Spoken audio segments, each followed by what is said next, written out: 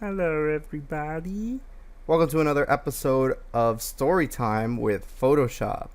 The game that I'm playing here today is called Maju Densetsu Scarlet Symphony, also known as Touhouvania.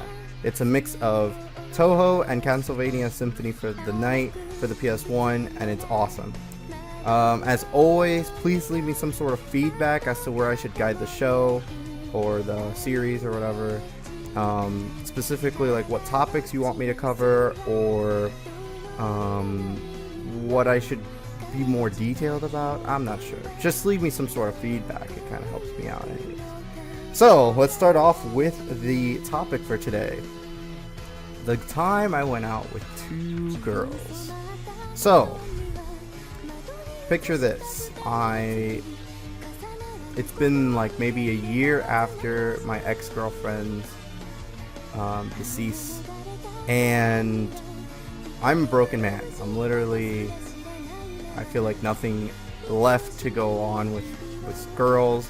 I was doing pretty bad in school too. I remember when I took the SATs. For those who don't know, the SATs are like an exam, like a preliminary exam before you start going to college, and I did really bad on that. I did like probably low tiers on it, and that's because I just gave up. My relationship with my family was like really bad too, because I felt very hostile all the time. I just didn't want to like deal with anyone or have to deal with anyone's problems because I've had to go through so much, and I didn't want to make it super apparent as to what's going on with me, because I don't like being that kind of guy who's like always asking for like attention or like someone to mourn over their shoulders. I don't know, I felt like I was the tough guy. Anyways, so it's about September junior year. I'm starting up high school again. I need to make like some sort of a connection. I need to break through this depression that I had. So I started to talk to some people, I'm making new friends. And I met like one of my friends from the past, from like freshman year. He liked this girl who was a freshman at the time, so she was 2 years younger than us. And you know, he's like trying to like go for this girl, but me, I like always made fun of him for that, because he is the typical I'm a ghetto guy, but he lived in like the suburbs basically. So it was I always made fun of him for that, because you're trying to act cool when you should just be acting like yourself. Whatever. Anyways, he liked this girl who was Asian, but she was also very ghetto-ish, and she was in freshman year. And so one day he was like, yo, I'm gonna ask this girl out. I want to see how this goes. You want to come with me?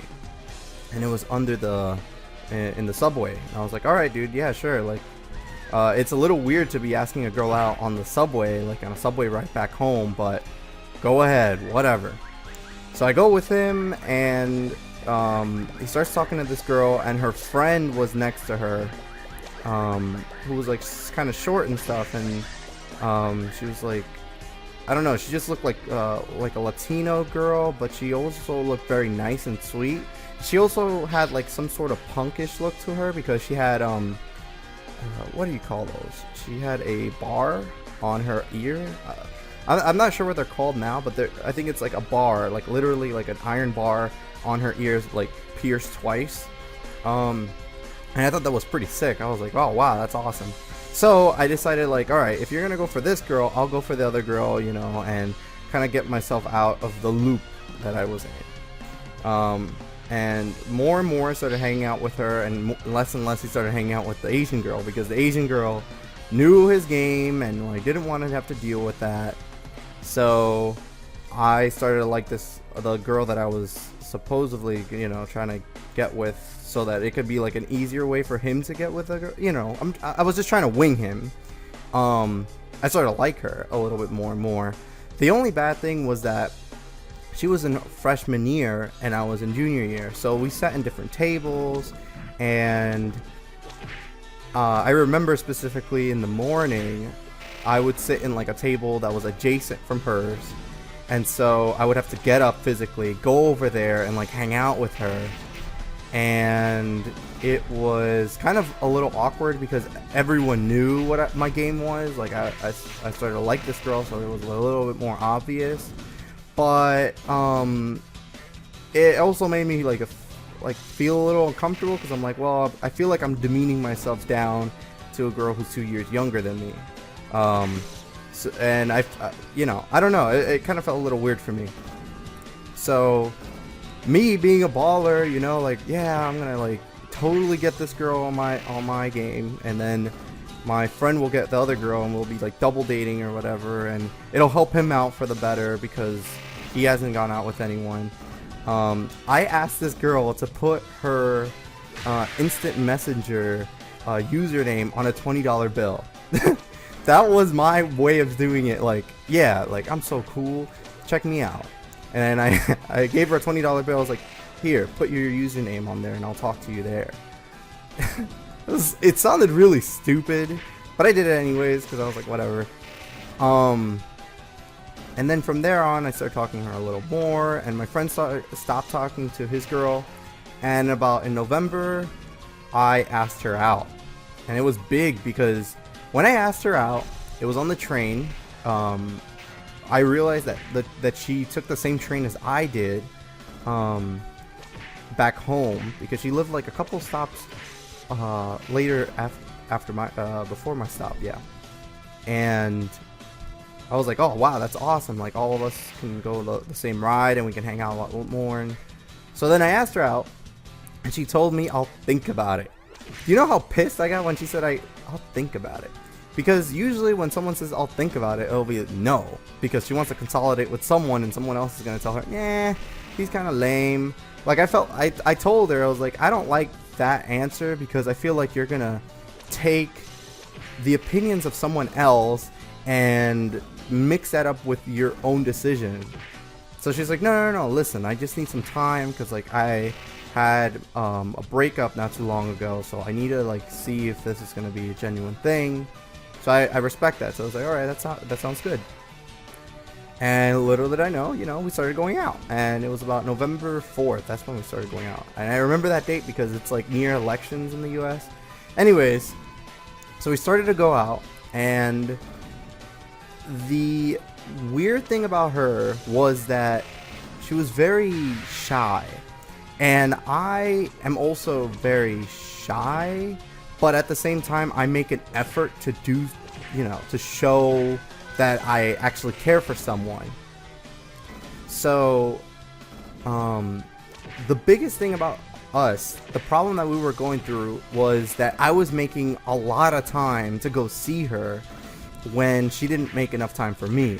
So I joined a volunteer club just to, not even to pick up trash, like literally it was just to hang out with her more, because her family, she had like very strict hours. She didn't want to go on dates, like barely went on dates with me. Every time I asked her, it was a shutdown. She told me that her brother was like very hostile. So I was like, alright, well, we're gonna have to hang out with your friends. But that like kind of pushed me even more. So what happened was I started talking back to my friend Felix, and Felix started talking to her, and he was like, dude, she sucks, she's lame, she doesn't do anything, doesn't talk about anything, she seems like a very dull girl, I wouldn't want to meet her. So I was like, I need you to judge her for me, please judge her for me. And this is when I realized that Felix was not he wasn't a friend. He was someone who was like experimenting with me, and I'll tell you why. Once we went to ice skate in Rockefeller, or in like Bryant Park, I don't remember. And we went there, and I didn't go ice skating because I hate ice skating. I never ice skated before, but I always felt like it was like a feminine thing to do, not really a guy thing to do. I know now, hockey is freaking awesome, but back then I was like, nah, ice skating is for chicks, especially on an ice skating ring. Like, what are you doing? Pulling little tricks with your ballerina skirt. So he came in. This was the first time that I've seen him since the incident, and because I've always like talked to him on AIM, and I never had the time. I felt like I had to be at home all the time because I was like losing my head. I saw him, and he was like really different. Like, he had a beard growing. He looked very hipsterish. And he was like, dude, she's lame. Like, what is she doing? She's hanging out with like her friends and stuff. She isn't giving you like the time of day. It seems like you're going nowhere with this girl. So that like was like the seed that grew and grew over time. Me thinking this is like the most stupidest thing, because we're going out, but she's not demonstrating any type of emotions for me. So around January or February, so it's been like about 2 or 3 months, it's starting to look a little bit more like she cares. But she only does it when I'm not, when we're alone. Like, we would go to Central Park and on swings or whatever, and she would like demonstrate that she likes me there, by kissing me and stuff like that. But then later on, she would just be like, all right, can we go now? And I'd be like, what the hell, man? Like, you're just ruining the fun. And it's like, it's not enjoyable anymore, because all I want to do is spend time with you, and yet you just want to go home. And I know you have a curfew, but come on, like, cut me some slack. So I started getting more and more fed up, and I started to talk a lot about my friend who was sort of like attractive.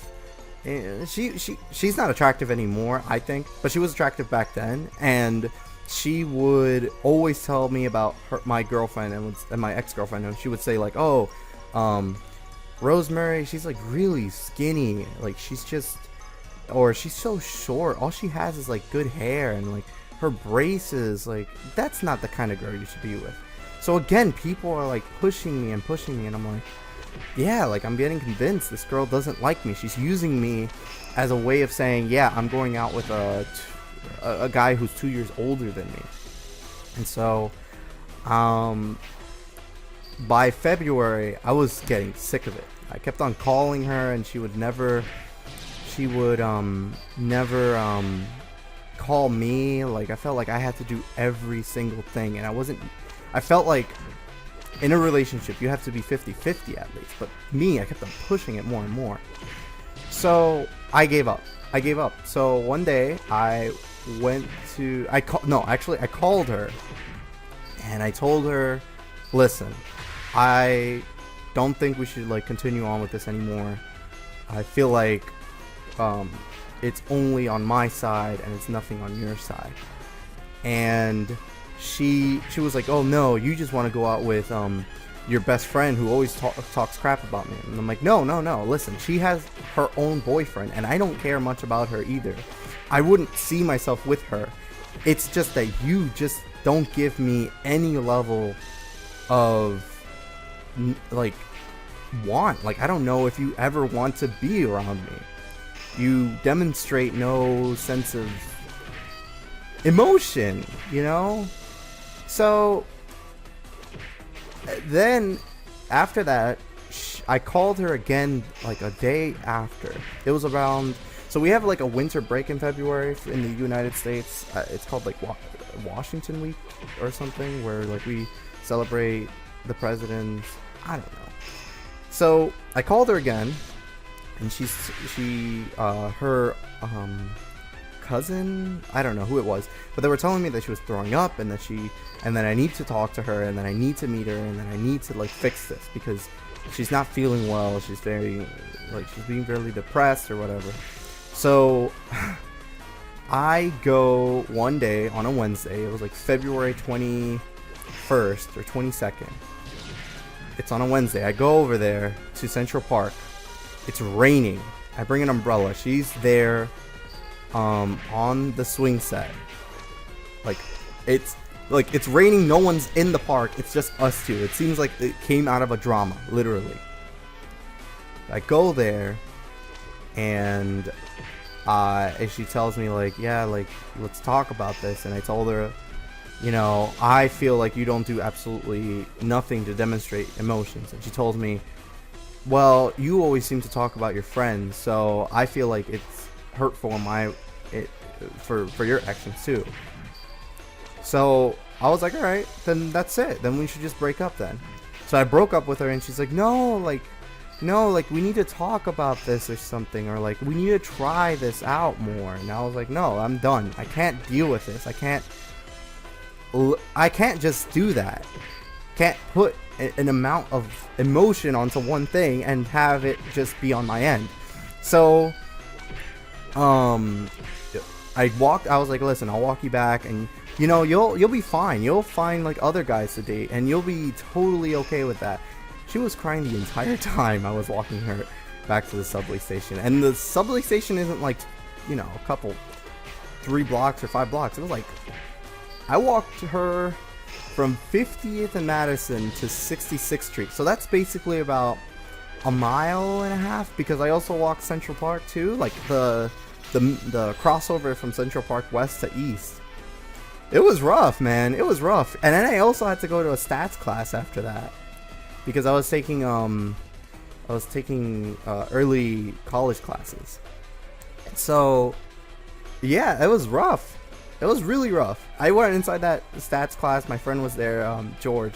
He was like, dude, are you alright? I'm like, dude, please leave me alone right now. I can't believe I just did that. Because I feel bad that she was crying the entire time, and that she kept on saying my last. So she had a pet name for me, Paganer. She kept on saying that as we walked, and I felt so bad for that. But at the end of the day, I was like, you know what? I have to do this. The bad thing about that was, after that happened, I saw a girl online. I think it was a couple days before I broke up with her. I found a girl online on Facebook that went to my school, who was the same year as her, but she was a year older. So I was like, yo, I'm gonna go out with this girl, because she's looking pretty hot. She has a nice ass, and she like has a nice body. So yeah, I started going out with her. I on Facebook. So let me explain. On Facebook, I demonstrated that I liked her, and that we should hang out, and that she has like a good taste in music. I went to go hang out with her in school, and so I just drew a blank. Sorry. So I like started hanging out with her a little bit more, and I started realizing that she was getting picked on. She was getting bullied by a couple of people. So I started like helping her out. I like kept on giving her hugs. I started walking her to the train, and then people started realizing, oh, Ari is being a douche, because he literally just left one girl to go with another girl. And the way that I said it was like, no, like, I am just helping her out. That was my cover up. I'm just helping her out. She's going through a rough time. Oh man. So I think I asked her out via, like, I just like took her home and I asked her out. And so I called my ex-girlfriend Rosemary, and I told her, like, yeah, like, we should hang out, like, we gotta see if we can work this out. and then so yeah, so the day that I remember the most, so I started talking to both of them.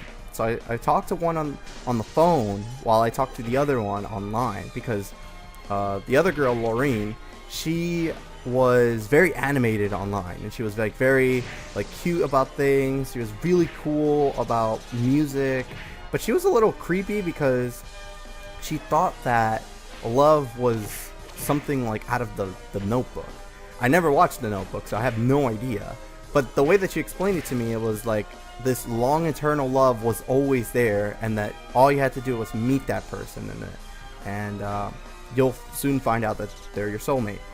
So I don't know, I don't remember, but that's the way that she explained it to me. So I started going out with both of these girls. I started telling Rosemary, you know, let's just work this out, that Laureen is just my friend. But on the Laureen side, I'm telling her that, yeah, we're going out. We started going out like around a week or two after, on March 3rd, 2009. I remember that because 3 squared is 9, and that's the way that she always said it too. So the big thing that I remember the most was one day I took Laureen out. We went to Central Park.